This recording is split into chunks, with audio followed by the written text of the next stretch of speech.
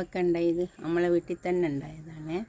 ഇതുകൊണ്ട് ഉപ്പേരി വെച്ചാൽ നല്ലതുണ്ട്. നമ്മൾ ഇങ്ങനെ ഇതേപോലെയൊക്കെ വീട്ടിലൊക്കെ ഉണ്ടാക്കിയാൽ നല്ലതാണ്. ഇതുമ്പോൾ കുറേ ഉണ്ട് കേട്ടോ. നമുക്ക് ഇങ്ങനെ കട്ട് ചെയ്ത് വെക്കാം, പറിക്കാം. നമുക്കിത് ഇത് നല്ല ഉപ്പേരി ഉണ്ടാക്കാം. ഉണ്ടാവും. പിന്നെ തക്കാളി തൈയുണ്ട്, അത് തക്കാളി ഉണ്ടായിട്ടില്ല. പിന്നെ വെണ്ടക്ക ഉണ്ട്, അതുമൂലം കായ്ച്ചിട്ടില്ല. ഇതാണിപ്പോൾ കായ്ച്ചത്. ഇതുമ്പോൾ നമുക്ക് ഇതെല്ലാം പറിച്ചെടുക്കാം, നമുക്ക് ഉപ്പേരി ഉണ്ടാക്കാം.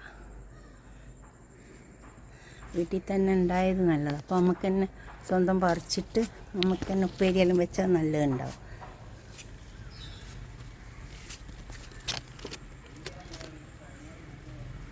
എന്താ ഇതേപോലെ നമുക്കെല്ലാം പറിച്ചെടുക്കാം. വെൽക്കം ടു ഫുഡ് ഇൻഷി. ഞാൻ കുറച്ച് മുന്തിരി നന്നായി വാഷ് ചെയ്തെടുത്ത് വെച്ചിട്ടുണ്ട്. കുറച്ച് വെള്ളം അടുപ്പത്ത് വെച്ചിട്ടുണ്ട്. കണ്ടോ, ഇവിടെ നമുക്ക് ഇങ്ങനെ ഒരു ജ്യൂസ് ഉണ്ടാക്കിയെടുക്കാം. ഇത് മുന്തിരി അത് വെള്ളത്തിലേക്ക് ഇട്ട് കൊടുക്കുക. കണ്ടോ, ഇത് തിളച്ച് വന്നാൽ ഇങ്ങനെ ഒന്ന് പൊട്ടി വരും. അപ്പോൾ നമുക്ക് എടുക്കാം. ആന്ന് വേവട്ടെ, വല്ലാതെ വെന്ത് കൊണ്ട് ആവശ്യമൊന്നുമില്ല. ഇങ്ങനെ പൊട്ടും, അപ്പോൾ നമുക്ക് എടുക്കാം. ഇങ്ങനെയായി വന്നിട്ടുണ്ട്, ഇങ്ങനെ വരണ്ടുള്ളൂ. ഇനി ഇത് ചൂടാറിയിട്ട് നമുക്ക് ഇതിൽ നിന്ന് പിഴിഞ്ഞെടുക്കാം. ചൂടാറട്ടെ, നല്ല ചൂടുണ്ട്.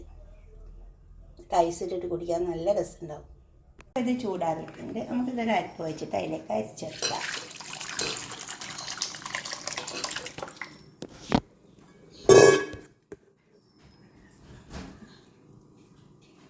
ഇതിൽ നിന്ന് ഇതൊന്ന് കുറച്ചുകൂടി ചൂടാറാനുണ്ട്.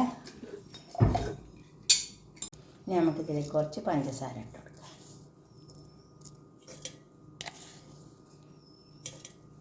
പഞ്ചസാര വേഗം അടിഞ്ഞോട്ട് വെച്ചിട്ടാണ് ഇതിലിടുന്നത്. പിന്നെ നന്നായി ഇളക്കിയെടുത്താൽ മതി കേട്ടോ.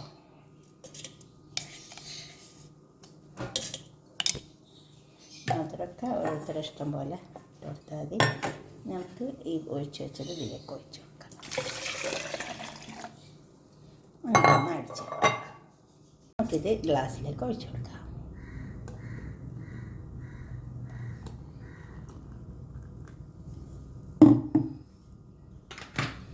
ഈ വേപ്പിച്ച് വെച്ച മുന്തിരിയില്ലേ, അത് ഇതിലേക്ക് കുറച്ചിട്ട് കൊടുക്കാം.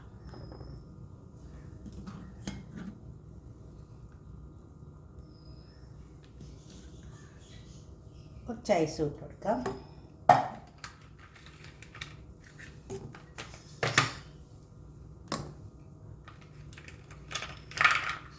ഇതുപോലത്തെ ഒന്നും ഇങ്ങനെ ഉണ്ടാക്കിയിട്ട് കുടിച്ച് നോക്കിയാൽ കുറച്ച് മധുരം ഇട്ടിട്ട് നല്ല ടേസ്റ്റ് ഉണ്ടാവും. എന്നിട്ട് നിങ്ങളുടെ അഭിപ്രായ നിർദ്ദേശമൊക്കെ കമൻറ്റ് ബോക്സിൽ അറിയിക്കുക. ലൈക്ക് ചെയ്യുക, ഷെയർ ചെയ്യുക, സബ്സ്ക്രൈബ് ചെയ്യാത്തവരൊക്കെ ചെയ്യുക. Okay, by.